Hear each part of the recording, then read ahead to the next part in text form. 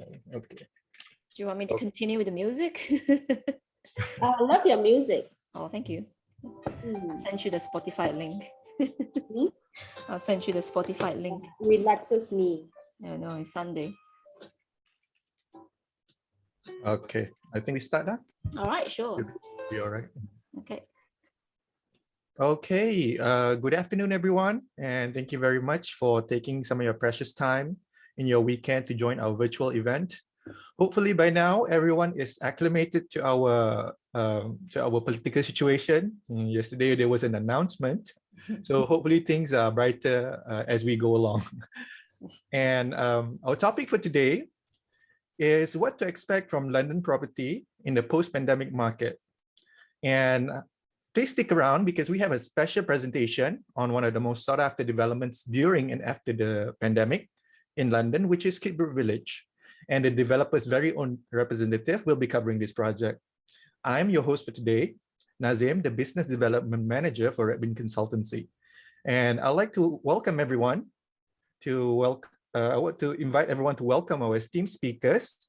With us, we have Jazmine Goh, the Director and Co-Founder of Redbin Consultancy, Karen Chia, Head of Singapore Berkeley, and Scott Mitchell, the Mortgage Advisor from Capricorn Financial. All of them have experience in the industry for over a decade. Hopefully you realize that you are privileged to listen to experts with a lot of experience over here. Moving on. Okay, as the agenda for today, since it's almost been 2 years since this pandemic happened, as an investor, I'm sure most of you are wondering, is there any changes to the buyer's behavior, supply and demand, macroeconomic factors, all that? So Jazmine is going to cover that under the topic, what's underpinning the London property market? And then we'll be looking at the London market updates post-pandemic, because although we are still in a lockdown, so to speak, London is not anymore. In essence, we want to find out where would the market go as different economic sectors starts to pick up. Do we see any trends in the property market over there? And then we are looking into what are the X factors of a winning property in London? Because now that you have all this information, you want to know how to hone down where are the best locations to invest in. After that, Karen from Berkeley will be giving you a project exhibition for Kidbrooke Village. And because she's from the development side, she will give you a proper tour to show you all the nitty-gritty details about the project. And also just a tip for the investors looking for a good deal out there. If you want to ask for discounts, now's the chance because she's from the developer side and she's the head for Singapore. So she has the the power to do so. Okay, and finally, we'll be talking about a topic that will surely make everyone in the audience be on the edge of their seats and listen more attentively, and that it's about money and lending. We'll be covering buy-to-let mortgages, interest-only loans, requirement for these loans, and all of that. Scott will be the one who's giving the talk. So he'll be talking about mortgage from UK banks, all the rates, margins, and all that good stuff. And we'll be taking questions as we address the topic. So feel free to use the chat, the Q&A function. But most of it will be addressing at the end of our talk. Now, Shelvin, you can take it over. Okay, I'm Shelvin. I'm the CEO of RBC, and I'm going to quickly take you through who we are. So who is RBC? Well, RBC stands for Redbin Consultancy. And some of you may say, oh, why Redbin? Such a cute name. Well, Redbin is small, but it's mighty, and that means us. Mighty in the sense that we are a very small team, but we have extensive knowledge in terms of global property advice or consultancy. And as Mazin mentioned earlier on, Jazmine has 20 years of experience in the industry. I myself have 14, and Nazim has 9 years in the line as well. So we may look young, but in terms of combination of experience, we are actually quite old. We are very, very, very experienced and seasoned. Now, I'm going to show you the world map, and then from there, you will know the marketplaces that we are covering so far. So as we go along, we're previously in Canada, United States, Portugal, UK, Germany, Singapore, Australia, and Japan. As we are very global, and basically the cities that we are covering are also global cities in terms of high living standard, good education, and tourism as well. There are also a reason for people to invest in the overseas market. But out of which, these 4 countries and cities are basically the most popular cities for Malaysians and Singaporeans to invest in. So if you have any interest in any other cities in the world, please feel free to come and speak to us. We will have a separate discussion from there. All right, and then I'm going to show you how we function as a team for our clients. First, we are experienced real estate consultancy specializing in providing international property advice. So we are basically very passionate in what we do. We love all aspects of property investment, and being avid investor ourselves, we always go to the extra mile for you and serve you the best of our abilities. Next, we provide private one-to-one consultation to understand your needs and objectives. I think this is a service which many of our clients really appreciate, as it really helps to hone down the goals and objectives they are looking for from investing in the overseas market, and also to clarify their thought process. And from there, we are able to lay out a strategy for them to achieve the best of the success in our overseas investment. Third, we hold your hand throughout your investment journey. Yes, we do. From the day you begin your investment journey with us, we will continue to hold your hand. So you do not need to worry about, where to find the letting and management agents, when and where you should get the mortgages, or even when it comes to tiny little details like furnishing. And you may ask what sort of furniture package will work for rental, in order to get corporate rental or family rental, that sort of things. We will be able to help as well. And the same goes to when and how to cash out to sell your property, and from there to upgrade your portfolio. Last but not least, we make your dreams come true. Yes, grand plan, but it's achievable, and that brings us immense amount of satisfaction to us. As long as it's reasonable, we will work tirelessly for you to find the right property that suits your investment goals over the long term. Now over to you, Jazmine, and she will be covering what's underpinning the London property market. Thank you, Shelvin. Hi, everyone. I'm Jazmine, and thank you once again for spending your afternoon with us. I'm really happy to be able to share some of my knowledge and experience with you all, and hopefully this webinar will be helpful if you're thinking of investing in London. So let's begin. I can see from some of our registration list that a few of you are already London and UK property investors. I will give a quick recap on some of the latest London news later on. Myself, I've been specializing in international residential properties for over 20 years, and I have helped over 2,000 clients buy into Japan, Australia, United States, Canada, and UK. And my London investors have always come back to share with me how pleased they are with their investment there, from the ease of renting to the capital appreciation they have experienced, which is why I think London remains always a top city in the world for property investment. Now, let's look at the factors underpinning the London property market today. Post-Brexit and in this current pandemic market, quite a few of our clients, both existing and new clients, have asked us if London is still a good market to invest, if it is still a good time to go in. So I put up a few pointers on what's been underpinning the market at the moment. The first one is demand outstrips the supply. So the gap between demand and supplies continues to widen, compounded by the impact during the COVID lockdown period in the UK. I think this is a fundamental reason why investors should and will continue to enter in the market. If you have an oversupply situation, if you buy a property in an oversupply situation, you may not have an easy time trying to rent out or get appreciation. But in London case, that's not the case.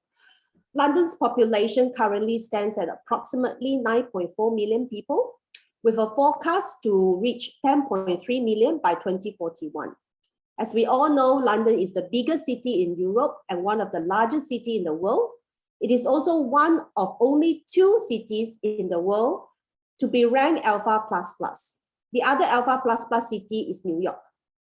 The demand for properties by virtue of the population growth and magnetic draw as a global economy will continue to propel the growth of property and rental prices in London. The second point is the strength of the London jobs market. Now, this is important because we are all worried if we are investors, where are we going to find our tenants, right? So the Bank of England has predicted that the UK jobs market, which was subsidized through the pandemic, will emerge largely unscathed in the autumn once the support is lifted, which will mean that income remain robust for the majority of workers and stellar for those still in short supply. It is also worth noting that there is more to London than just financial services. I mean, there was a lot of speculation that financial firms were going to leave London, but that hasn't happened. And I personally don't think that's going to happen anyway. The tech industry is also a market to watch out for. It is probably going to be just as important, if not more so in the future. Media and technology is now a much faster growing sector for London, with a multitude of startups based in the city.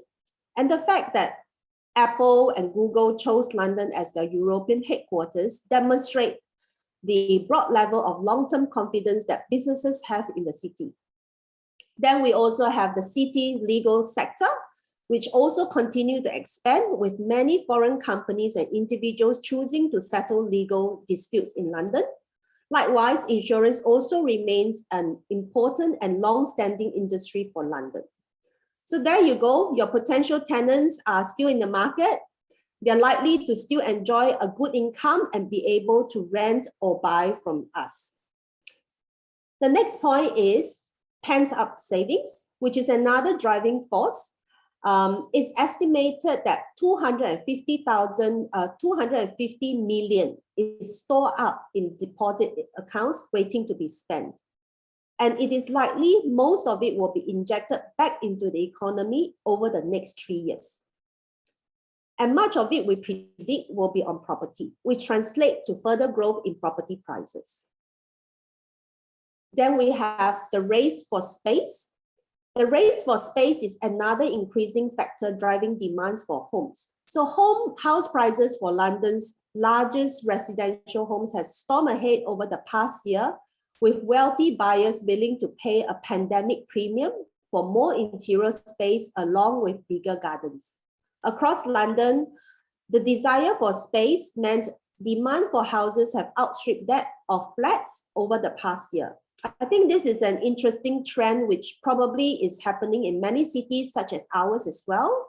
The fact that all of us are spending so much time at home these days, we need to have more space so that we don't drive each other crazy. And for those of you who are married, still stays married.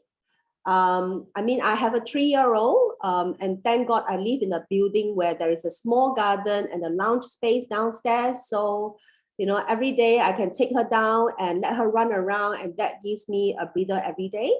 Similarly, in London, we have been seeing trends of clients both from UK and also overseas understanding this point and looking for flats with more bedrooms, good balcony and terrace sizes, or buildings with concierge services. This pandemic has also redefined the normal commuting distance from the office in London. We see trends of usual city dwellers moving a bit further out to enjoy a better lifestyle and work-life balance. So don't be afraid to venture into properties outside of central London. Now, cheap borrowing. This is an important point. I think we all agree that the cost of borrowing has significantly come down in the last decade, and definitely this is a welcoming news to investors and owner-occupiers. Banks in England plan to even offer cheaper mortgages going into autumn, plus high LTV being offered to first-time buyers. This historic low borrowing environment may probably not last forever. So it is really a good time for investors like you and I to borrow as much as we can, so we are using other people's money to make more money for ourselves. I'm sure many of you are also very keen like me to know how low the interest rates are at the moment and how to make your investment property cash flow positive. I'm an investor like yourself in London and have been on an interest-only loan. So I speak from experience that that's a really positive experience. And when you receive your statement every month, you still see some shopping money come back after paying all the expenses from the rental that I received. I think that's fantastic. And on top of that, you know that your property is continuing to grow in value, which is a double gain effect. Scott from Capricorn Finance will elaborate more on this interest-only loan and also on the financing part in the later segment of this seminar. Then we move on to the strength and how strong the property market is. The property market is so strong in the UK, even though there is a reduction of stamp duty threshold from £250,000 to £125,000. We see also a trend of younger investors because they're so savvy today, right? If they're able to afford, they start to invest from a younger age in the UK. We also see too much cash chasing too few properties in popular areas across London and throughout the UK. Buying well is, of course, key, as always in property investment. But with London's properties market proven track record, we have learned that this market is so resilient to have gone through so many challenging times, including the current pandemic situation, and it always managed to perform and rise above expectations.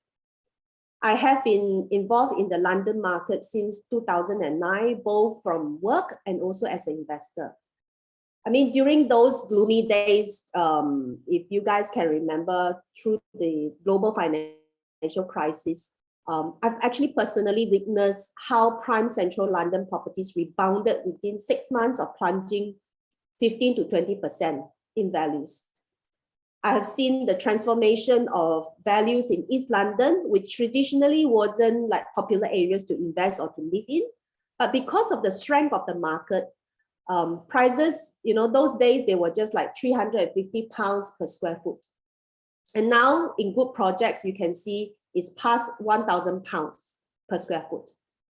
So this pandemic market is definitely a good time for you to consider buying in, as developers and vendors are more negotiable with prices and terms. And I'm sure that once this world goes back to being more normal, okay, the flexibility will lessen, which we have seen in the past as well, in between 2012 to 2016. Then we have the next point, the ability to reinvent itself continually. London is a very, very old city. It has a very long and impressive history over 2,000 years. So the city's historic and cultural attractions, such as Buckingham Palace, Westminster Abbey, have made London a major tourist destination. Pre-pandemic, London was the third most visited city in the world, and that's probably something that will continue as well. I was a student myself in the UK during the Asia financial crisis from 97 to 99. And those days, I remember we would never choose to go and live in Canary Wharf because that's considered too far for us. We were advised not to go to Elephant and Castle or Clapham, as they are considered probably more dodgy areas. Nobody thinks like or the South Bank is trendy.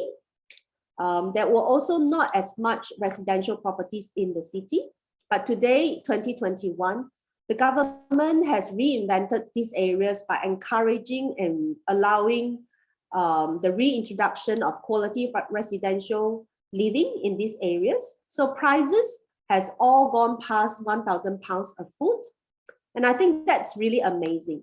The ability to reinvent itself in a very, very old historic environment. And that makes London another reason why it's such a great city to invest in.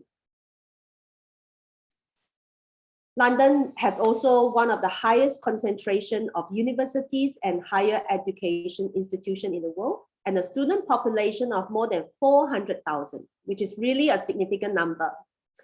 You can see on the slide right now, some popular university cities that I know our Malaysian clients like to send their kids to.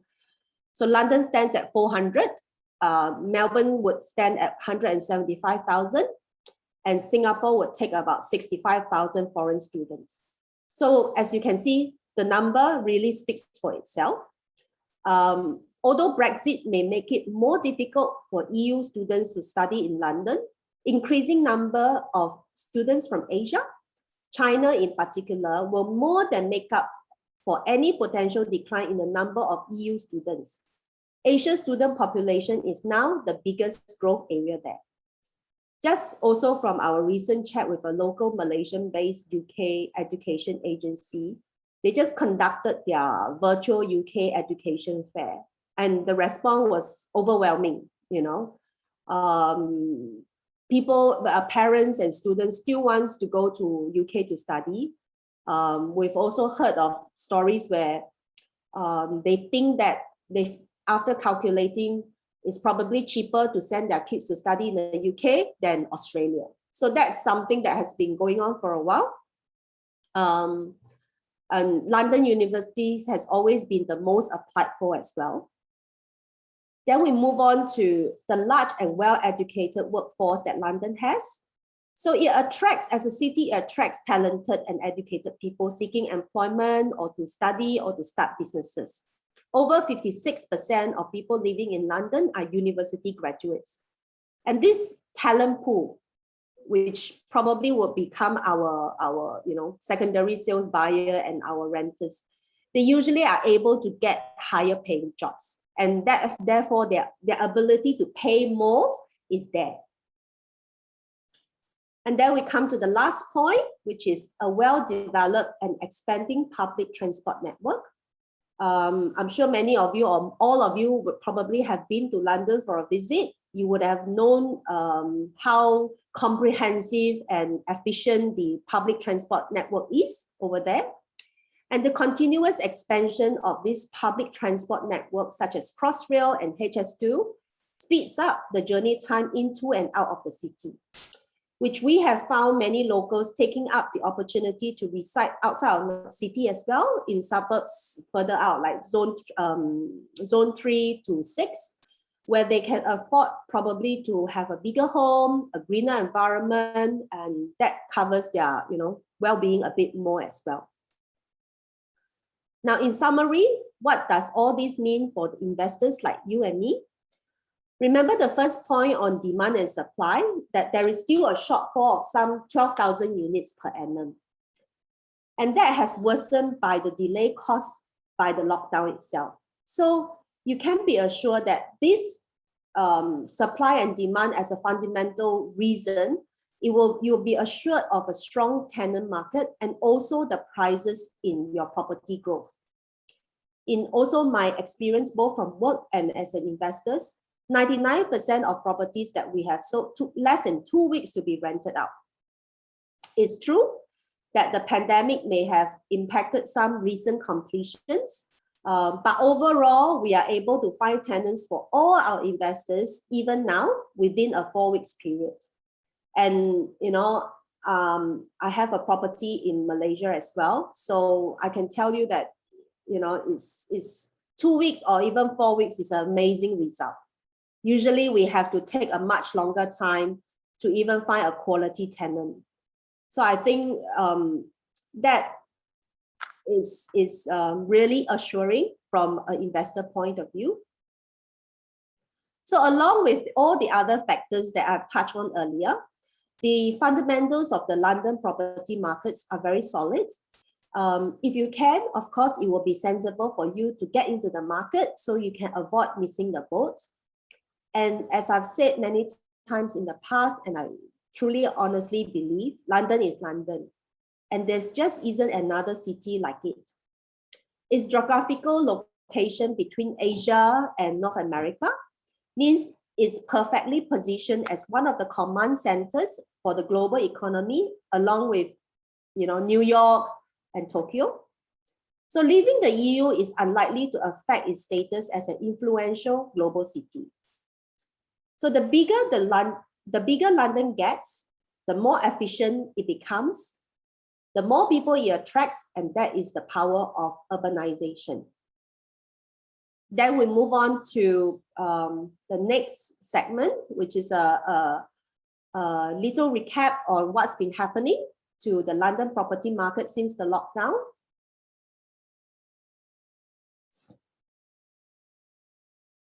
Now, if you look at the transaction volume chart here, which comprise of UK residential property transaction between June 18 to June 2021, you can see that the sharpest decline happened during the peak of the pandemic, where the UK went into lockdown.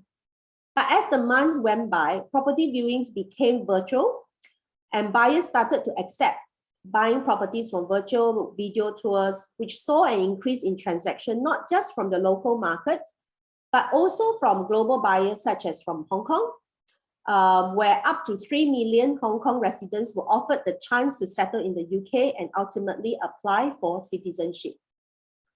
And as the rollout of the vaccination progressed, where the UK has demonstrated one of the speediest vaccination programs in the world, consumer confidence started returning, and we continue to see the surge of transactions, especially since June this year. Now, on the side note, you probably want to know what's been selling, what kind of price range. So we just put a little one here for you. The largest transaction volume came from properties range between 500,000 to 750,000, which a lot of our Malaysian clients seeks as well. In addition, it is also interesting to note that over £1 million properties continue to attract almost a 12% in volume, demonstrating the continuous demand for higher end properties. And the next slide just confirms it. So over £5 million properties are still being desired from global buyers around the world. So that's just a little London market updates that we have given. I can't go into too many news, otherwise we'll take forever. Now we've gone to the final segment of my talk today, how to identify the X factors for winning property. Let's begin. First, we want to start with a reputable developer. Most of the developments being marketed in London comprises of apartments, and as an overseas investors, you want to have a peace of mind where you know you are investing your hard-earned money in a developer who knows what they are doing, give great customer service, and build quality apartments where the maintenance issues are minimized, especially through the years as you hold on to your investment property. Again, I speak from experience as a Malaysian property investor as well. My property in Malaysia is an apartment and it's in a great location, but the build was, unfortunately not quality. So I have been having, a lot of maintenance and major work done, tiles popping up and, plumbing problems and all that, which is a real headache especially for investors, I also speak as a proud investor of 3 of Berkeley's regeneration schemes in London and also outside of London. And I'm really pleased to attest to the quality of the builds, the care of the development as the build program continues. So even when there is construction site, okay, because usually the regeneration schemes that Berkeley take on are quite big, it's so clean, okay, you won't have a problem getting a tenant. I never did. And the customer care that I received from the time that I started buying with them. So in my opinion, I think buying from a good developer really goes a long way as it translates to having tenants who are happier, to stay in it longer, and also better rental and resale demand and pricing. Then we have close to transportation, okay? Properties with easy access to public transportation, such as the tube, which is an underground, and also the overground train station, often have better values, even if they are located in cheaper neighborhoods. So I think in all, considering weather and all things being reasonable, a property with under a 15 minutes walking distance will definitely appeal to tenants more, because most of them will look for quick access to public transportation. And it's also good to have more than one public transportation mode in case one public transportation company goes on strike. Probably not now because we have the pandemic, but usually they take turns. So if the bus company goes on strike, then the tube is still going. The tube goes on strike, then the riverboat is still going. So something like that. So at least you're not stranded if you're living there, or your tenants are not stranded. Then we have regeneration scheme, which I think a lot of you probably have seen many advertisements and projects being marketed in the marketplace. And some of you may ask, why would you invest and or rent in the regeneration area? If it's being regenerated, there must be problems to start with, right? Let's examine this a little bit deeper. For a start, it means that the area is improving. But more important for an investor concerned with property prices, there is an opportunity for good return further down the road. And we see that especially in large-scale regeneration scheme with a minimum of 10 to 25 years build program. As I've shared before, I personally invested in 3 large-scale regeneration schemes, including Kidbrooke Village.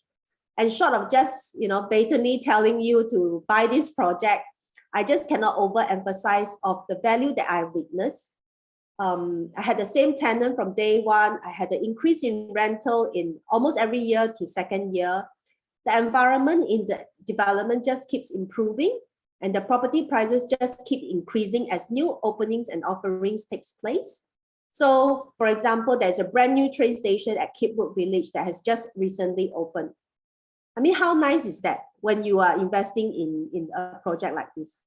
And I think a lot of Malaysians resonate with master plan communities, and they've seen the growth. So I think they do understand the regeneration schemes and the values that they do get delivered, like Desa Park City, for example. Then we have a good and safe location. A good location, as we know, is key to the right property investment. We need local amenities. But at the same time, I think we want to have a safe social environment to attract tenants. And also, I think that safety in today's, especially for us Asian, there's possibility of us sending our kids to study and live there. So I think that's always a good thing to have. So not just a good location, but a safe one as well. So you want to look for properties that are located in vibrant neighborhoods with great schools, hospitals, transport links, in addition to social hotspots that interest people, like trending restaurants, a cute village, popular shopping centers, cinemas. Those are also plus. And the final point I have is a relevant property. So what's a relevant property? It means that we are talking in relative to the pandemic today. So the pandemic has reshaped and changed, how we view our work-life balance, how we live, how we work, and it's also brought about the importance of mental health, which is now the hot topic of everyone. Yeah. So during this global lockdown, I think all of us can relate from the work from home situation with back-to-back Zoom meetings, and we all crave for a breather in between meetings to go to our balconies, gardens, or park downstairs to have a stroll, do our yoga exercises, or just look out, and clear your mind, So that lifestyle preference has shifted, and the emphasis to have more space, being within close proximity to nature. I mean, we have clients wanting to move next to the sea as well. So that's also very popular. This will be a continuing trend, So if you can identify a property that has all of the above factors, I think you do have a winning property on hand. Yeah. And with that, I will end my part in this seminar. I hope you have found it useful. I know it was a lot to take in, but I'm doing the best I can. If you need any clarification, do let us know, and then we are happy to take any questions or one-to-one consultation. Thank you. Back to you, Nazim. Thank you very much, Jazmine, for that very informative update on the property market and those X factors on a winning property. I can see we have a question already. We'll be answering that at the end of the talk. Hopefully, we can get to all the points on everybody's topic, and then by the end of it, we'll answer it. Okay. But yeah, looking at the news, hopefully that give you some hope and confidence with future prospects, either you're buying or for own use or even investing. So you can see, we understand that the current general sentiment is not the best. But from what I gather from Jazmine's talk, even in these difficult times, I think people can see the light at the end of the tunnel already. So next, we will have Karen to exhibit Kidbrooke Village. Karen, you can take it over. Hello, hi. Good afternoon, everybody. Let me share my screen.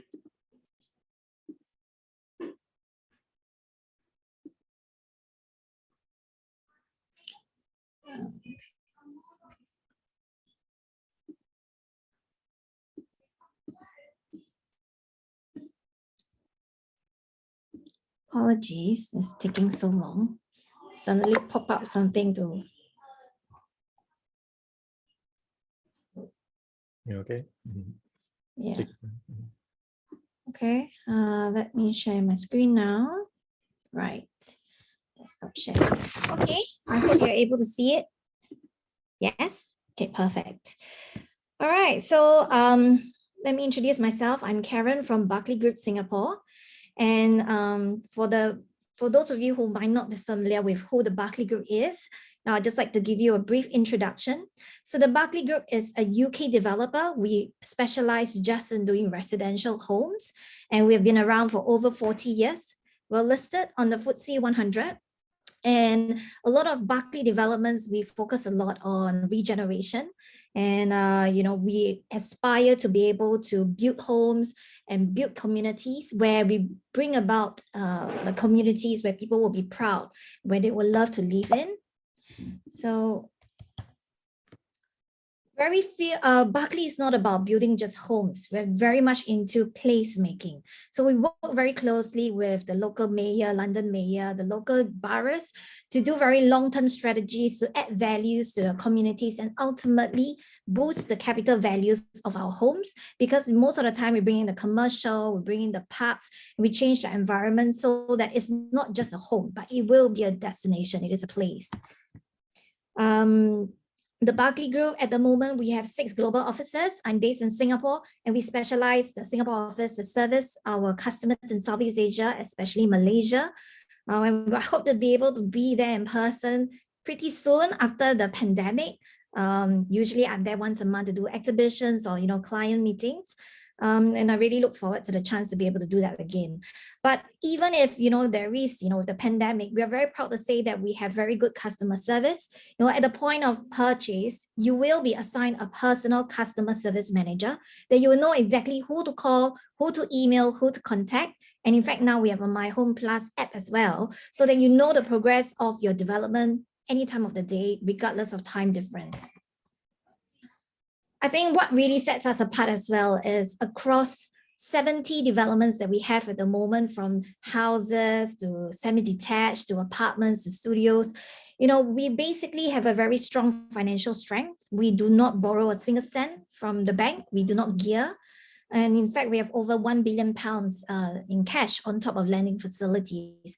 I think what this means is that a lot of customers would choose to buy from Berkeley, especially when you're buying somewhere really far, and sometimes off plan, 2, 3, 4 years down the road before completion. You can be really confident that Berkeley would deliver whatever we said that we would build. There's no reason for us to play with prices. There's also no reason for us to not deliver. In fact, with COVID, I think 99% of our developments still are being completed on time. So I think it's very important that customers choose the right developer, and hopefully Berkeley will be a brand that you'll be comfortable with. So as I mentioned, we have more than 70 developments at the moment. Feel free to speak to RBC for anything that you want. Maybe you want something completed. Maybe you need something that is a house. You know, they will be able to assist you with our wide portfolio. And in fact, we built about 19,200 homes over the last 5 years. In perspective, that is about 10% of all London's new homes. So we're definitely one of your larger developers with a lot of options for you. So today, out of the 70 developments, we have specifically chosen Kidbrooke Village to be featured. Why? Because we actually have a new phase that we have just released, but more so, I think Kidbrooke Village is perfect for any homeowner or investor. Is one of our top selling developer across the local market as well as international. Even with the pandemic, sales has been very steady. And we've just launched it beginning of this year with our latest phase, and already more than 50% is sold for one of the blocks. So Kidbrooke Village, the vision is really very diverse. It's really just going to be a very welcoming location. It's one of the very successful regeneration development that we have in London. The space is huge. It is formed on 86 acres. And we're transforming the place. You know, the 86 acres is big, like 45 football pitches put together. But really, it becomes a very beautiful nature landscape that gives residents a very active outdoor lifestyle, opportunities for doing anything you want or relaxing just in a very natural environment, which is really hard to come by. Some people might form the impression that, oh, it's so countryside. It looks really, really beautiful, but it must be really quite far. Actually, quite on the contrary, we are located on the southeast of London and is on the Zone 3. So it's located in the Royal Borough of Greenwich. And actually it's one of the 4 royal boroughs only in London. I think famous, well known for Greenwich is your prime meridian location. And that's where Kidbrooke Village is, not far by. Okay, so being at Zone 3, I think again is very practical. If you want to take any Malaysia bank loan or UK bank loan, that's not going to be an issue being at Zone 3. So this is an aerial photograph. Kidbrooke Village is right here.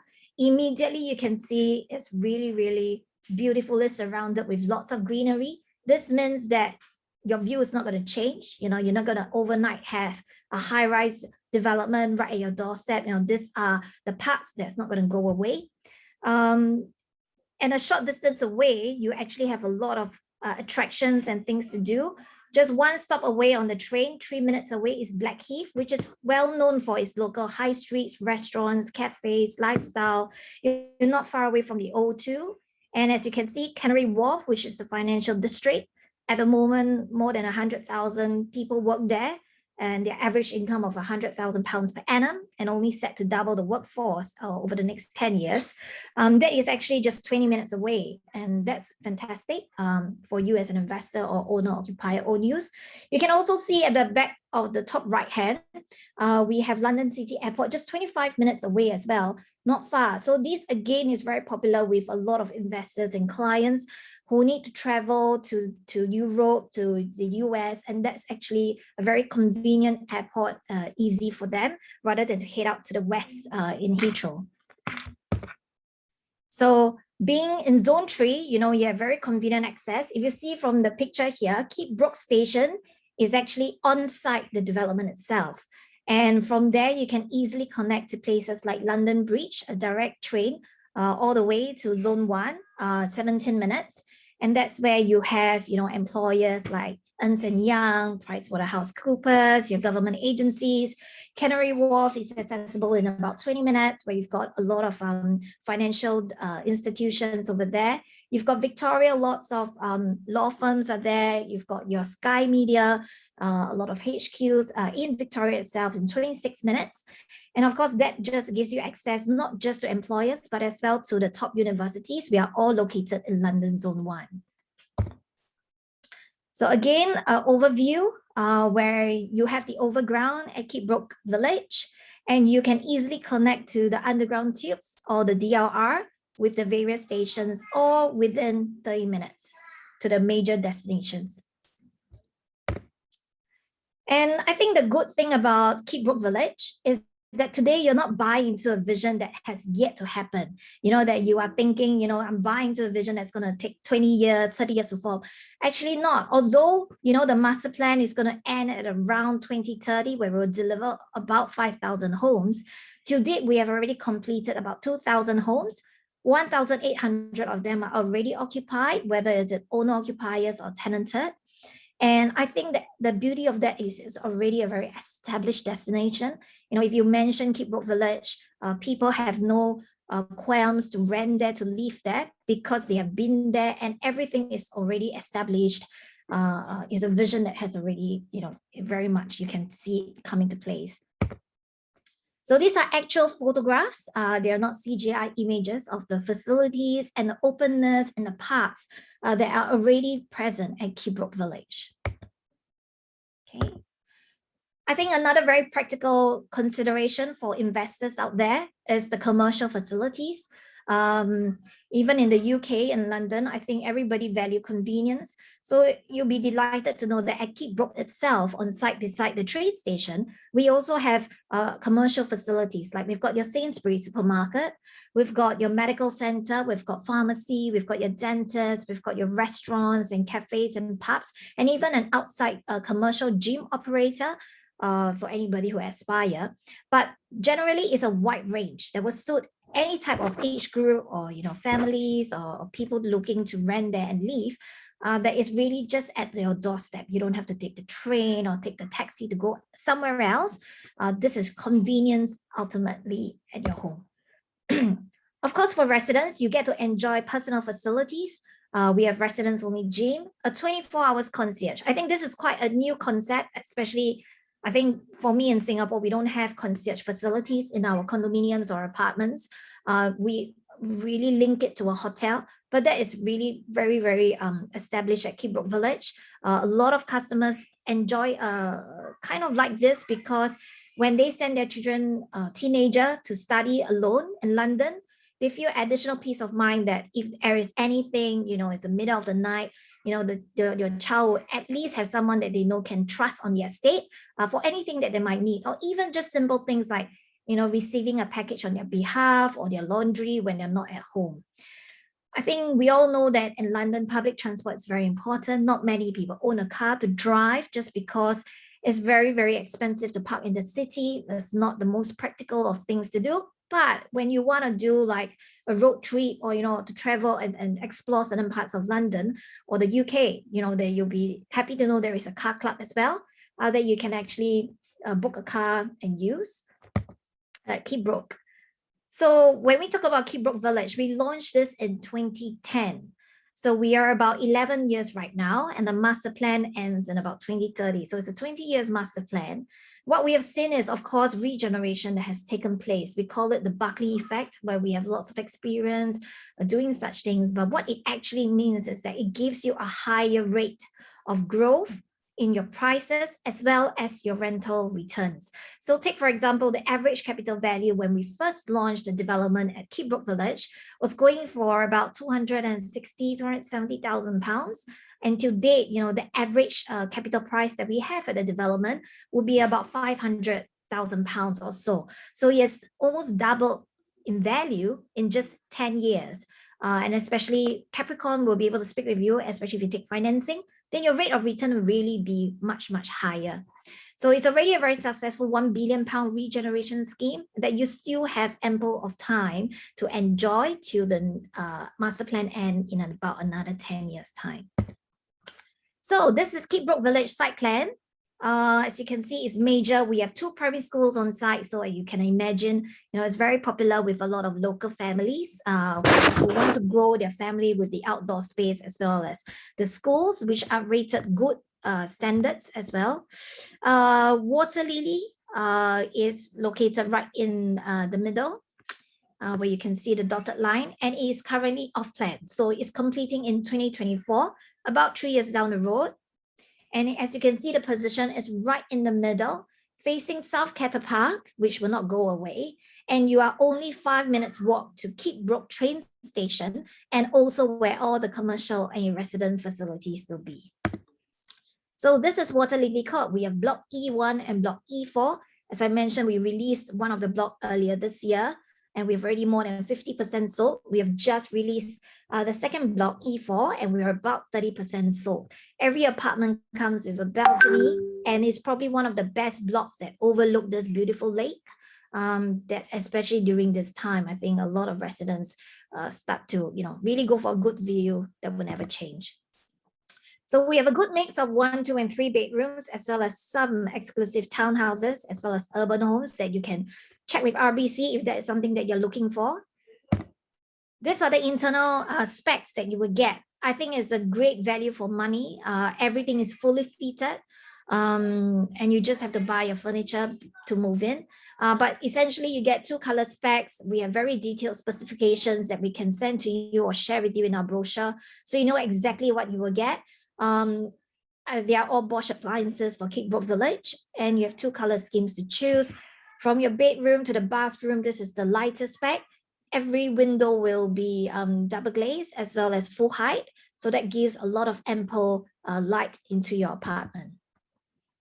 So majority are 1 and 2 bedrooms in Water Lily Court, a total of 195 fully private apartments.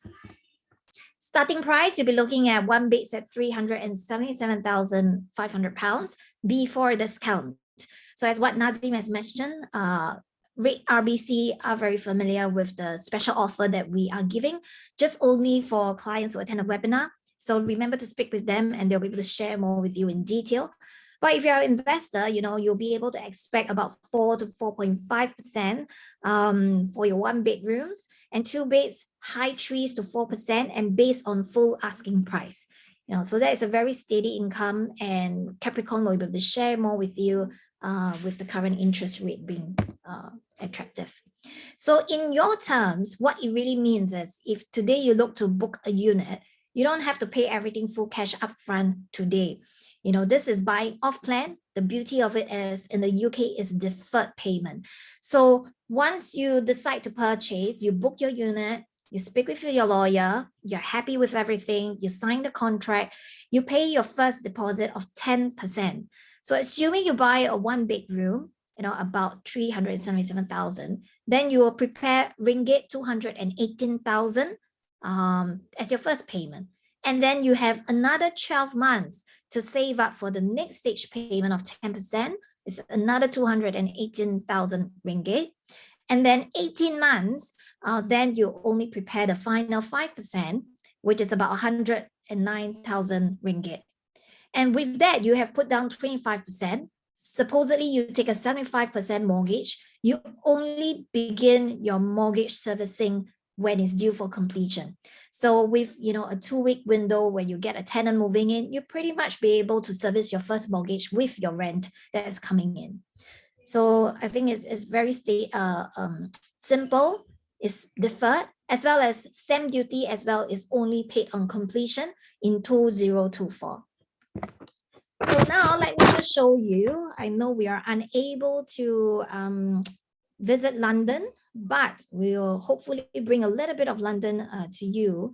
So I thought I'd just show you a bit of a virtual tour. So this is the square that I was talking to you about, where the commercial and the residence facilities will be.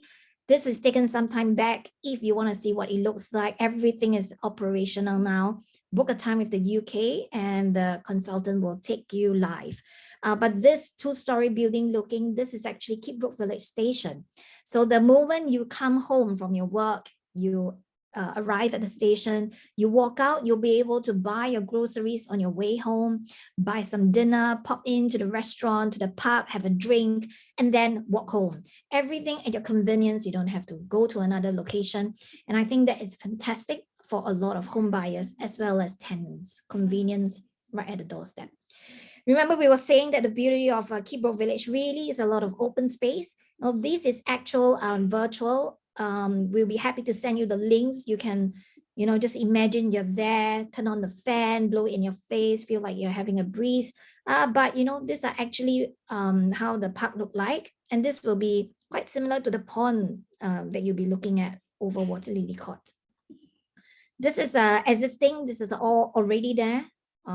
This is how big the playground is. I do not know about you, but in Singapore, we get a tiny slide with 20 children queue up for. But over there, you have ample space to ride a bike, skateboard, play, and very, very friendly for your family. Like to show you a 2-bed apartment. As you enter, you'll be able to see that you have more than enough radiator panels at different areas of your apartment. You don't have to heat up the whole home. You have it at every main living unit. Then you have the full height windows. You have your kitchen appliances all done, the hot hood, integrated refrigerator, dishwasher, oven, microwave. And then you have your balcony with the decking, as you can see, and very, very easy to maintain. Look at the view. That's the advantage of buying somewhere that you're surrounded by greenery. You just feel not that enclosed. Anytime you need a breather, either you go down to the park or enjoy this view, right at your balcony. Yeah. And now I just like to show you, we have this interactive available as well. For example, you say, okay, great. I really want to select a unit at Water Lily Court, and then you face a dilemma. Should I buy this aspect, that aspect? Or you don't have to guess how it will look like, because we have the interactive to not just show you the floor plan, but also be able to show you the integrative view that your unit will be enjoying. So for example, this is a 2-bed, 2-bath that looks out to the pond. And this is really, really beautiful. We'll be able to show you the different views on the different floors, as well as inner looking. So just speak to RBC, they can arrange this for you. So with that, I just like to end my section with a actual drone video of Kidbrooke Village, and I hope you will enjoy. You can hear?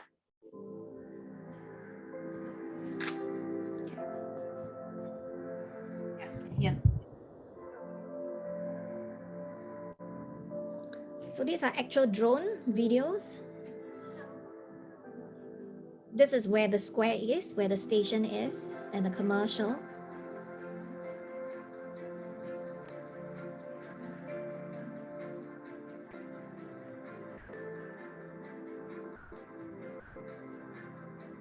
With 2 primary schools on site, we have some urban houses as well, which are the lower lying 3-bed and 4-bed houses. So you can speak with RBC should you want to find out more. But this is a sports center just next to Kidbrooke Village as well.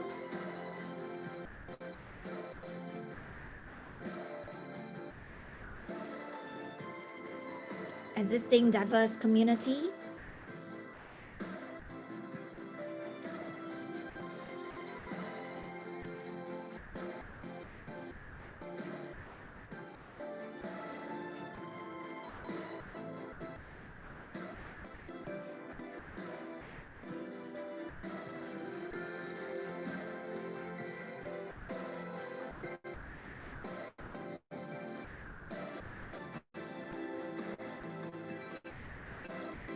And then you can see, the city and Canary Wharf, not far off.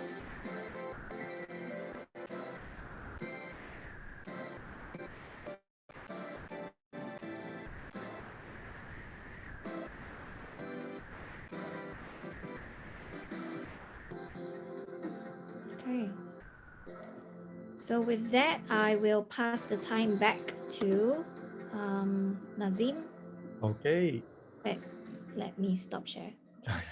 Thank you very much, Karen. Wow, that looks very, very amazing. From the images and the drone views itself, it looks very, very nice.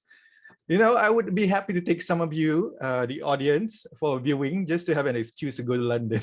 But since we can't travel at the moment, we can always opt for the virtual tour instead. So feel free to give us a contact. We can arrange that with Karen. And take note, if you hear what Karen just said, all the points that she mentioned actually factors back into what Jazmine has mentioned. So all this fits like a glove. And just to move on, without further ado, we are going to be talking about the mortgage now. So Scott, Hi there. So let me just crack on with this. I shall share screen. Thank you, Nazim, and thank you, everybody. Thanks for joining us this afternoon. I will take sort of 10 to 15 minutes at the most to run through the finances, and of course, there's the Q&A at the end if there are any questions that I don't cover that you would like the answer to. I'll just take the first part of the presentation to explain who I am and who Capricorn are, and then we'll dive straight in, looking at what lenders like to see in their clients, what the terms and what the conditions are for getting a mortgage, and then some real life examples of clients we've helped, and some examples directly related to Kidbrooke Village. We've got some really good information today from Karen and Jazmine before that, and Shelvin, and it's wonderful to be part of such a professional setup and quality development like this one. So let's have a look, shall we? So Capricorn's been running for 25 years. Oh, there we go. Sorry, opened in 2005. I've been doing this for 25 years. I apologize. So we've been running for just over 16 years now. And last year we placed just under £2 billion worth of mortgages for our clients with various banks, building societies and lending institutions. We have offices in Singapore and Hong Kong, and we're experts in the new build market. We've had a long association with Berkeley, and the good news for you as a potential investor with this development or any other of Berkeley's developments, we never get any issues with the build quality, as Jazmine was saying. When it comes to valuation time, everything always adds up and our clients end up in a very happy place. We do specialist financing through the international team, which is me. Of the 60 advisors in the company, 56 of them are based in the UK. 4 of us are overseas. And within that group, 10 of us are in the international team, specializing in helping non-residents like yourself to invest in the UK. We also have the private client section and the commercial section as well. We've got 300 agency offices globally, so that includes our friends like Red Bean and other companies that we work alongside to ensure that their clients get the very best service when looking for a new mortgage. We can look at the whole of the market, and being part of the non-resident and the international space, that doesn't limit your choice to just the UK. We can also look at Malaysia, Singapore, Hong Kong, the Channel Islands, Isle of Man, basically any country where there is a regulated financial services industry. We are able to help you source the best finance for what you're trying to achieve. In the UK, the overseeing body is the FCA, the Financial Conduct Authority. What that basically means for you is that you're dealing with a very highly regulated and compliant financial services company when you speak to Capricorn. We have a very high rating on Google as well. We like all our clients to give us a Google review once they've completed their mortgage with us. So by all means, go into Google, search for Capricorn Wealth Management or Capricorn Financial Services UK, and just check out what our customers and clients say about us. So to give you some idea of who we deal with and the size of the organization, we're in the middle here. And for most of our clients based in Southeast Asia, we look at the bottom left-hand side, you'll see the international section. And that's that's an example of some of the lenders that we would look at to be able to help you source your finance. Also in the top right-hand section, you'll see the private client area. Many of those banks deal with our non-resident clients as well. Interestingly, banks like DBS, it tends to be DBS in London as opposed to DBS in Singapore. Same with Maybank in the bottom left-hand corner. We can get mortgages for you from Maybank London, even though you're based in Malaysia. And often those rates are better than what would be available locally. So let us have a look and we can compare that for you too. So what are the bank's policies? What are their features and things that they like to see? Well, every lender has their own criteria and quirks. There are about 30 plus lenders at the moment in the market space, helping non-residents.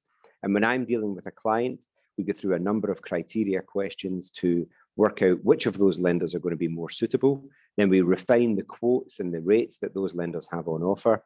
And then we finalize that down into getting you the mortgage that you need. So from an income perspective, there are 4 main categories. So in UK sterling terms, there are lenders who will only deal with clients who earn more than £100,000. Then there's lenders who will only deal with clients earning £50,000 or more, £25,000 or more. And then the final category are specialist lenders who can help clients who cannot prove their income or perhaps don't have a traditional income. Of all those lenders, there is still plenty of choice and a lot of competitiveness in the marketplace to make sure you get the best interest rates possible. At the moment, up to 80% borrowing is available. However, be warned, there is only one lender who can do this. So that one lender does know that, and they take advantage of that. So they are slightly more expensive than everybody else. So if you're able to borrow less, if you can borrow 75% or 70% or less, the rates will get cheaper. And let me reiterate that because it's going to come up later on in the presentation. The way the lenders decide how much they are going to charge you is primarily decided by the amount of deposits, i.e. the amount that you borrow in comparison to the price of the property. So borrowing at 80%, 75%, 70%, down to 60% or below, that is how the lender will decide what the interest rate is going to be. No other reason. Remortgages are available. So if you have an existing mortgage, whether that be with a local lender secured against your UK property, or whether that's with an overseas bank or an overseas branch of a bank, then the beautiful thing about the UK market is you can refinance those loans. And if necessary, or if you want to, if you have capital equity that has built up inside that property, that can be extracted and you can use that towards a future purchase. That's definitely something to have a chat about. Guarantor and third-party mortgages are available too. So a quick example, I was dealing with one of these just this morning. I had a gentleman who is 67 years old and he's going into the mortgage with his 22-year-old son. Dad earns the money. Son doesn't currently have a major income. So dad is going to be the guarantor on the mortgage for his son to purchase. And then when his son is earning enough and able to take over the mortgage, that's what he'll do. So that kind of thing can be done. All the lenders have rental income stress tests and those amounts vary. But for you to have a calculation to hand right now, the rule of thumb is that the lenders like to see that the rental income is at least 120% of the amount that you will be paying on a monthly basis on your mortgage. So that's a calculation I have to do for you to make sure it meets and the lenders have slightly different stress tests depending on their lending criteria, but 120% is a good guide. So in essence, if that rental income is 120% or more than the mortgage you're going to be paying, it makes it easy for the lender to say yes and to give you the finance. So what are the interest rates that you would be paying? Right now, it's between 2 and up to about 4.5% per year interest for a buy-to-let mortgage. That ranges, and again, that's decided, let's go back to that, that's decided based on the amount that you're going to borrow in comparison to the value of the property. Residential mortgages are also available. So if you're purchasing for yourself or for your family to use or for your children to move to the UK to go to university, it gets even cheaper, 1.5%. In fact, we had a mortgage released just 2 weeks ago with one of our partners at 0.9%. Quite difficult to get, I'll be honest, but it is out there. And that's one of the record low mortgages we've ever seen in the history of UK mortgages. As I mentioned, lower rates come with higher deposits. Lenders' arrangement fees, if you're going to be budgeting, then I always ask my clients to set aside 1.5% of the amount that you're going to borrow. And that should cover the vast majority of the fees that the lender will charge. Now, in that case, just so that you're aware, with Capricorn and our buying power, we have lenders out there that do give us special offers. So for example, right now, we have a lender whose normal upfront fee is 1.5%, but with Capricorn, they have reduced that to 1%. So just an advantage for using us and a chance for you to save a little bit of money during the mortgage process. Maximum loan tenure, this comes up quite a lot. So how long can you have a mortgage for? Well, the maximum term out there at the moment is 35 years or up to age 85, whichever comes first. So if you're 70 years old, we can still get you a 15-year mortgage. But if you're 20 years old, the maximum we can get you is 35. So I hope that makes sense, but I'm more than happy to clear that up in a one-to-one chat. And this is why I kept going on about the size of the deposit, because interest-only lending is available. So let me take a moment just to speak on this. So the traditional way of taking a mortgage and paying it off over a number of years, you borrow the amount of money you want to borrow, and every month you pay some principal, you pay some interest, And as the years go by, you slowly chip away at the principal until eventually there is no mortgage left. You fully own the property. That's there, that is still available. But because this is an investment that you're making, and because the way the UK market works, the lender will often give you the option to choose interest only. So what does that mean? It means on a monthly basis, your contract only requires you to pay the interest piece. You do not repay the principal. Why would you do that? For many clients, it's because it reduces the monthly commitment, makes it easier to hit that 120% barrier. It also increases the profit. So the rental income comes in, the mortgage payment comes out, and because your mortgage payment is slightly cheaper, you have more rental income excess that's going to be for you to do what you want to do with it. And one of the things that my clients do choose to do with it is pay down the principal. That is still available for you to do. But the key part of the message is you're not contractually obliged to do that on a monthly basis. It's up to you when you repay the principal, and we can guide you through that process to give you comparisons. And I'll show you some examples a little further into the presentation. Something that's become very popular recently is lending through corporate structures. So lots of clients are choosing not to purchase in their own name, but they set up a company, preferably and much easier to do with a UK limited company. And in fact, we've got a very special arrangement, another example of the buying power of Capricorn. We set up a deal with one of our very popular lenders who would normally increase their mortgage rates by 0.5% if you go to them direct. Going through Capricorn and our partner organization GetGround, if you're setting up a UK limited company, we can make sure that that 0.5% extra is not added to your mortgage. So in essence, saving you 0.5% a year on your mortgage interest payments. And that gets the mortgage down to as low as 3.25 to 3.95. So very competitive interest rates for the corporate space. Not all banks lend to companies, but even then, it doesn't mean you're choosing from overly expensive mortgages because you've got tax savings and other benefits from the company structure that might work for you. We can do offshore companies well, like BVIs or Singapore companies or pensions, but it is easier if it's a UK limited company. And the legal process, again, maybe slightly more cost and can take a little bit longer, but ultimately the tax savings on the other side of that process can mean better value for you as an investor. So that is something definitely to explore. More than happy to help you speak to the right people to make that happen. If you do have an existing property, whether it's got finance on it or not, you can still refinance it now to release capital, as I mentioned earlier. So if you're thinking about when is the best time to do this, it's any natural time that it comes up for review. So I'm considering buying a second property. That's a good, or a third property or a fourth property. There's a good time to review and see if you can release equity from your home. Perhaps you had a special offer with your previous mortgage and that has now come to an end, or it's coming to an end. That's a good time to review. Perhaps you want to pass the property on to one of your children, or maybe bring your wife into it or add your kids to it. That's absolutely fine and a great chance to review. As I've mentioned, some lenders are offering reduced fees and incentives. And as one more example of a lender that can help in this scenario, we've got one that we're working with right now who've waived their normal arrangement fee of £3,000. That's gone. And they're even adding a free legal services package to allow clients to refinance quickly and easily and pass their business to them.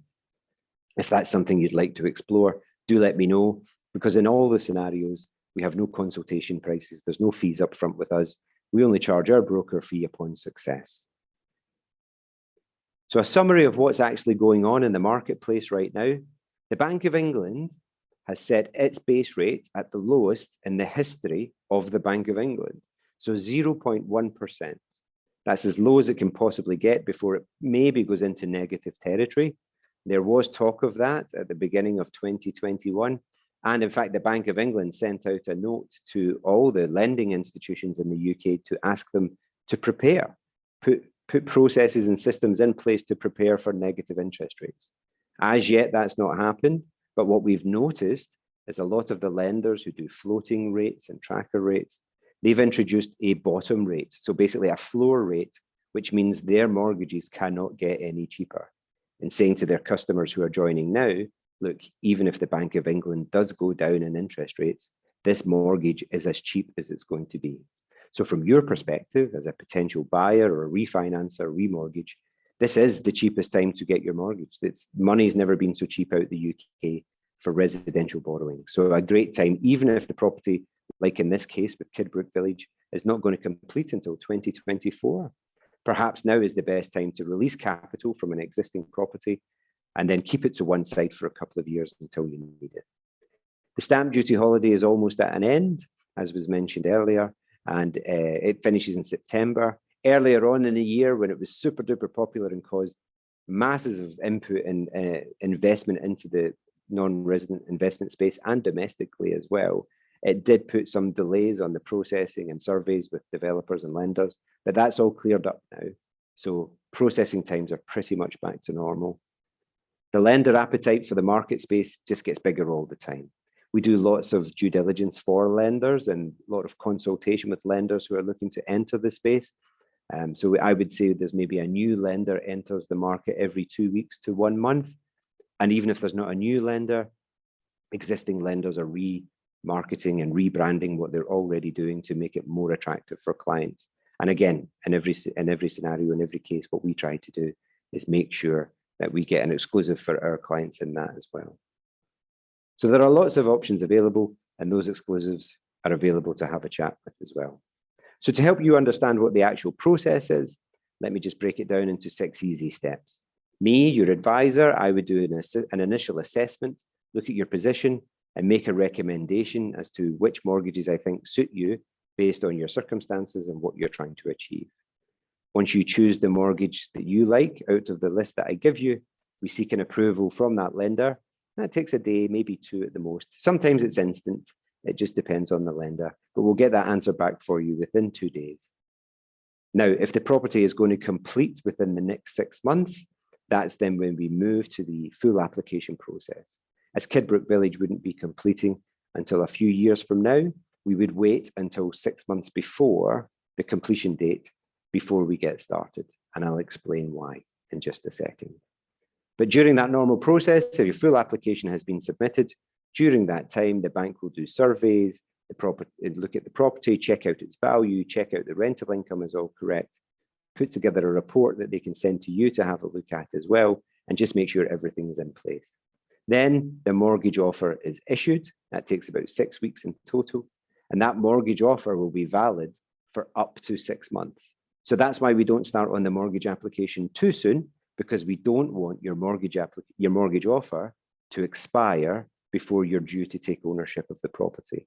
In fact, what we try to do is make sure that we've got at least a 4 to 6 week buffer on the other side of the completion date, just in case it misses by 24 hours, or maybe there's a 1 week delay or something like that.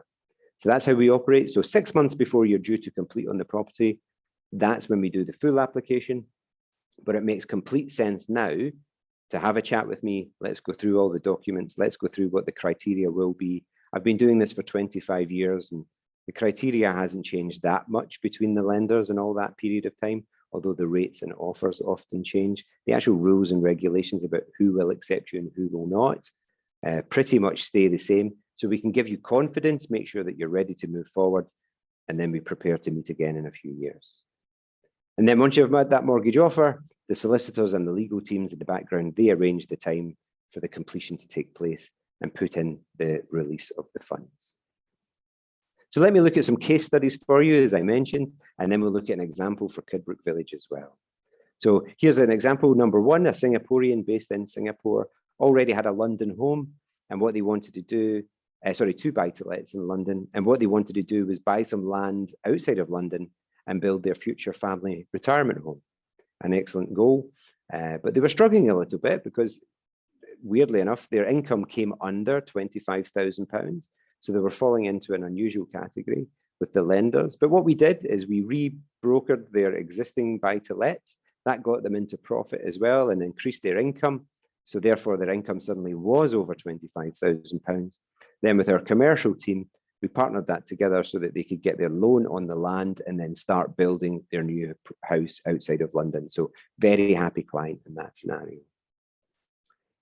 Example number two, actually Kuala Lumpur-based client, a Malaysian client, who's a director of one of the top 5 accountancy firms in the world. On paper, looked perfect, right? Got a buy-to-let mortgage in London, got an income of over £100,000 in their salary, but their actual buy-to-let was not profitable.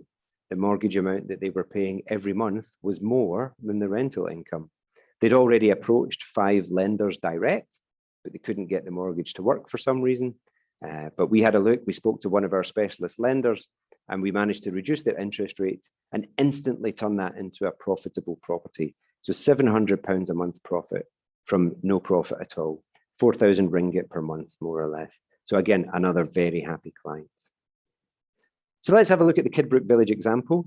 Bit of a busy slide, so I'll take my time to go through it if you can give me that indulgence for just 1 minute. So I've taken the example of a 1-bed, and the expected rental income on that would be £1,400 per month. And in this example, you would be borrowing 75% at 2.99% interest rate. So not the cheapest, not the most expensive, but pretty much right there in the middle, and a real example of a mortgage that exists at the moment. So 75% of the purchase price would be borrowing just over £283. And then I've done the comparison at the bottom there. So over 20 years, if you were doing principal and interest, you can see the payment is 1,569, then 1,341, and 1,192 if you did it over 30 years.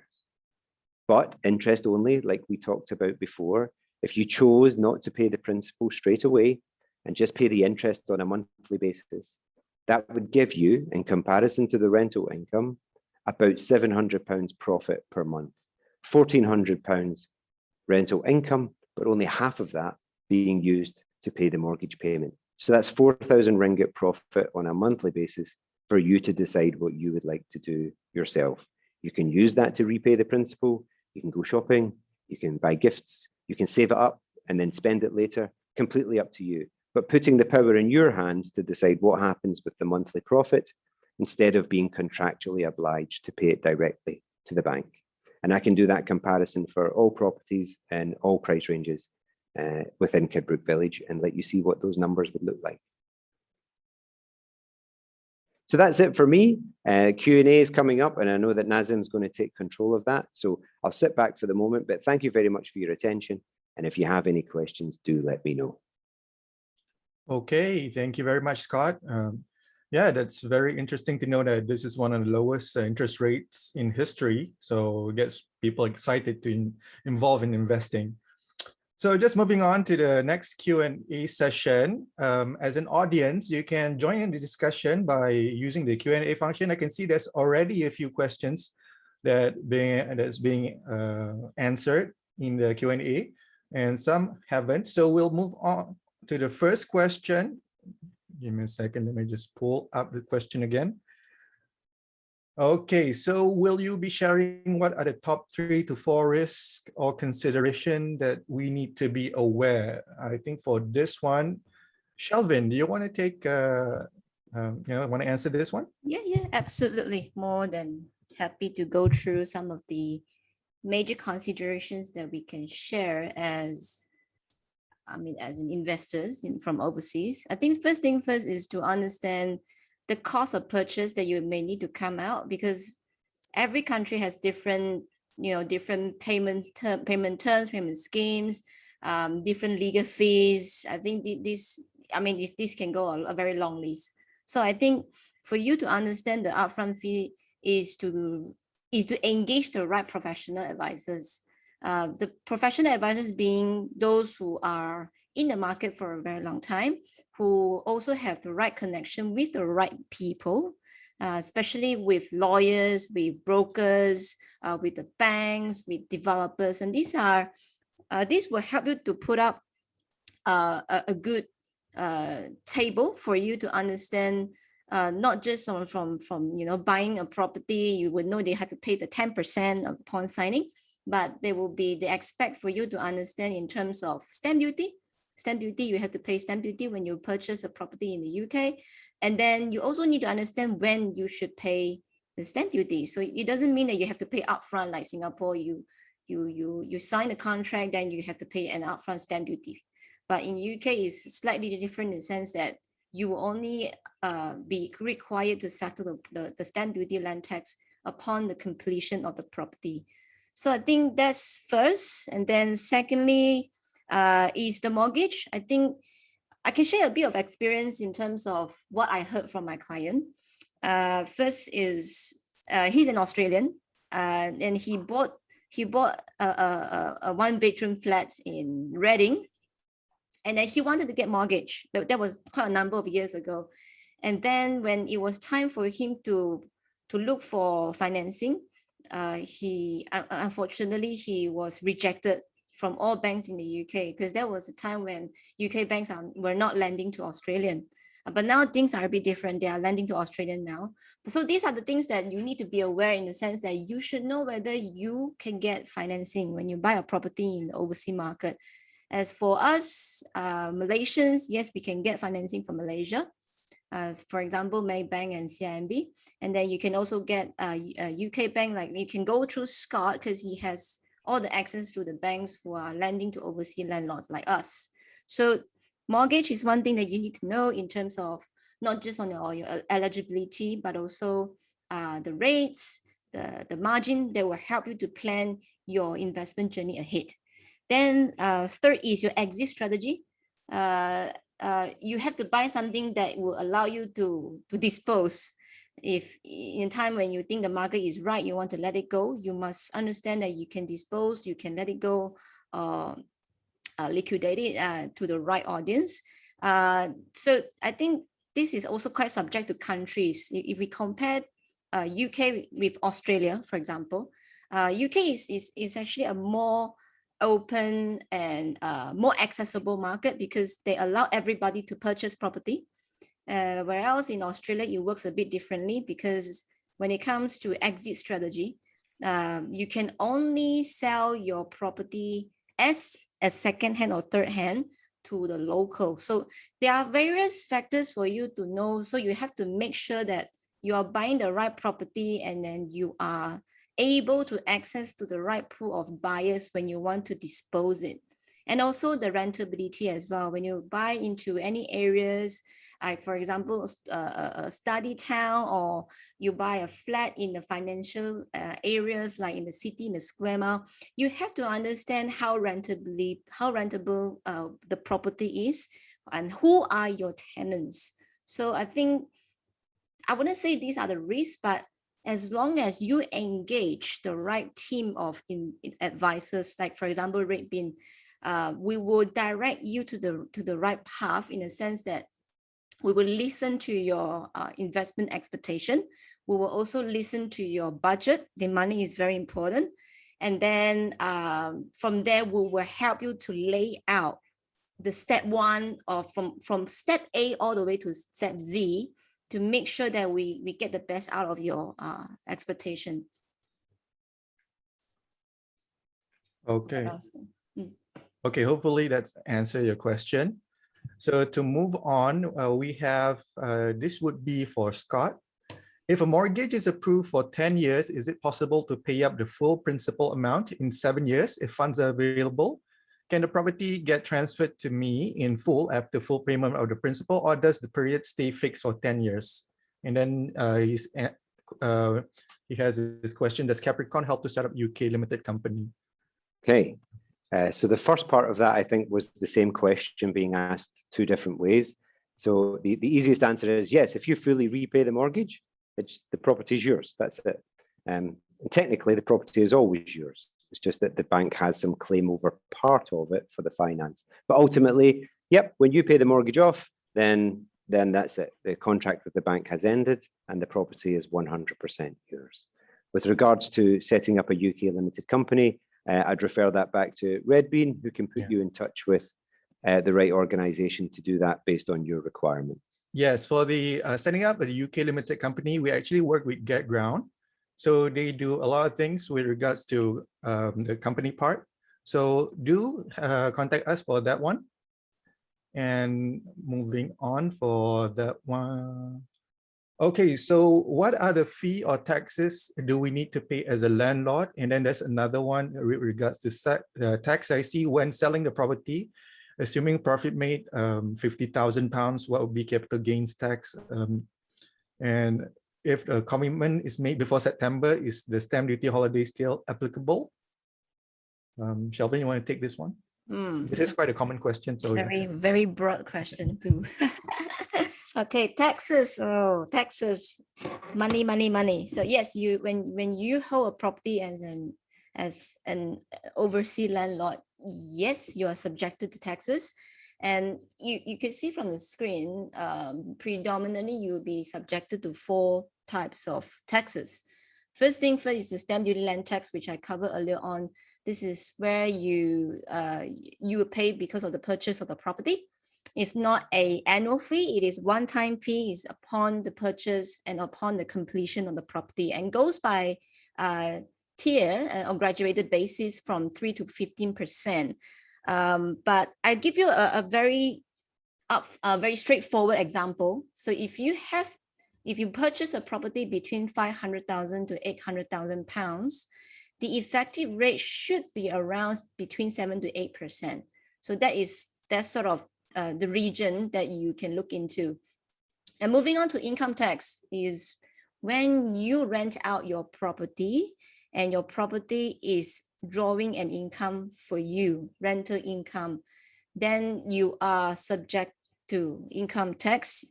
You are a tax file yourself. Tax file is the tax person, taxpayer.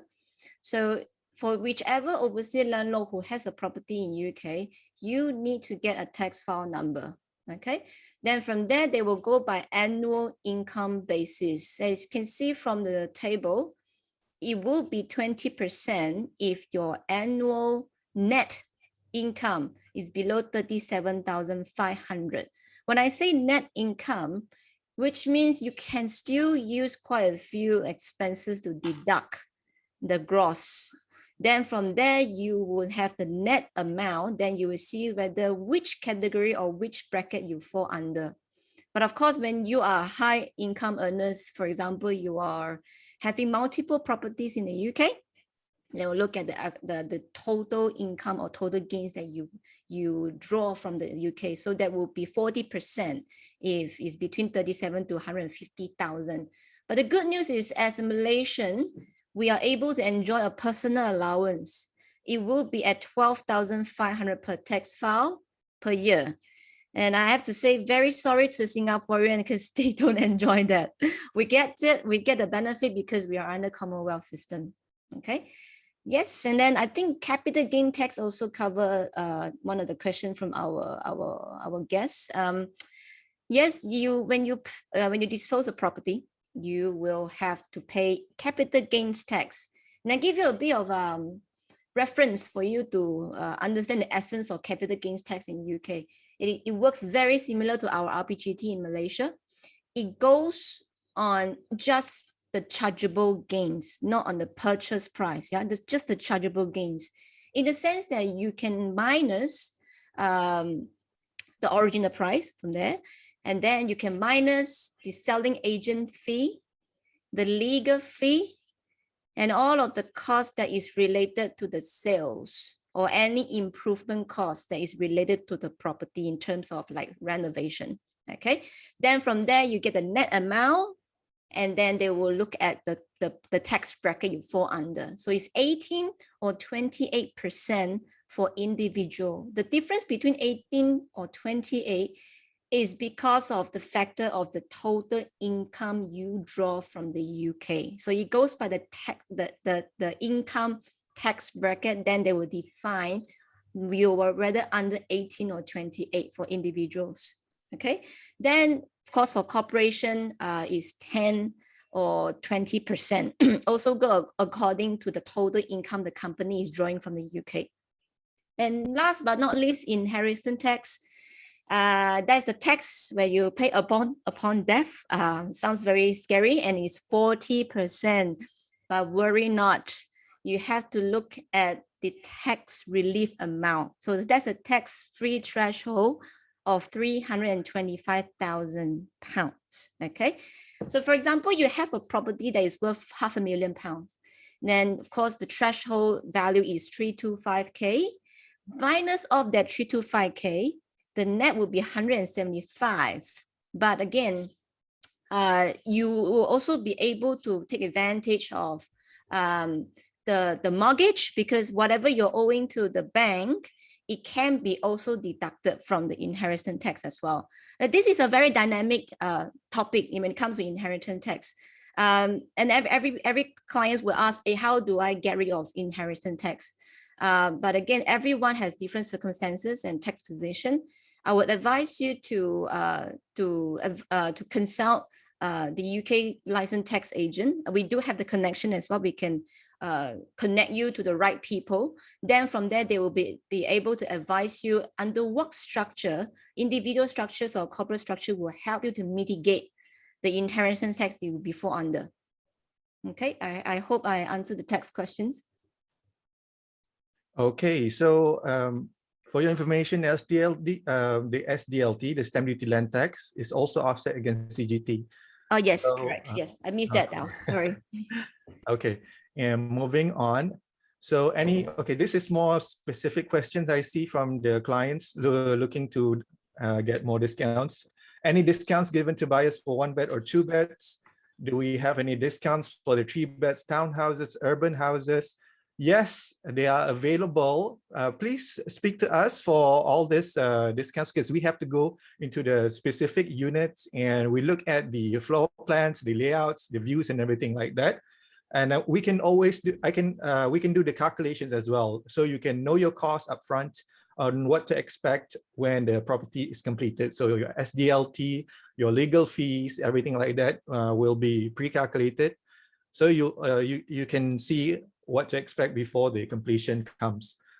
And for the other ones that I can see already answered, pond maintenance under whose responsibility will be it will be covered under your service charge. So the management estate will upkeep it. 2-bedroom apartments, annual service. So again, this goes back to the specific unit. So we have all the unit available, the sizes and everything. So we will calculate the maintenance fees and everything like that.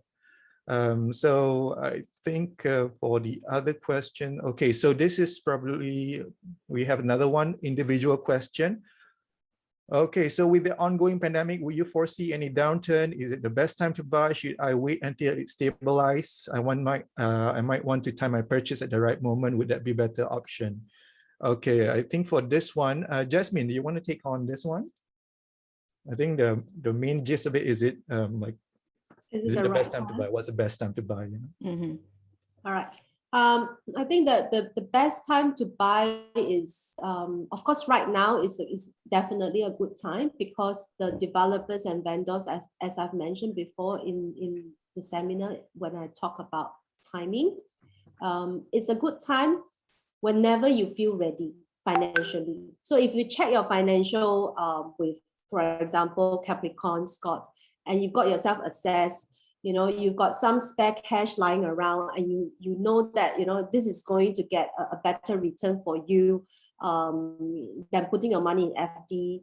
You don't want to diversify everything in just stocks and shares where it is higher risk. Okay, so property is always a very good bet against inflation, and it's also something that you can enjoy. So I think the timing is when you are ready. That's very important, because we are investing, we are asking, you know, you to invest in somewhere so far away. So you must have that mental headspace to be able to take on this. But in the current climate, there are some discount going on. The deals are very attractive still. So great time before the market goes running again like a bull. So if you can afford it, check your finances, and, you know, all set to go. Okay, thank you, Jazmine. Thank you. Yeah, quite concise. Just to add, probably you've heard of the old adage, time in the market beats timing the market.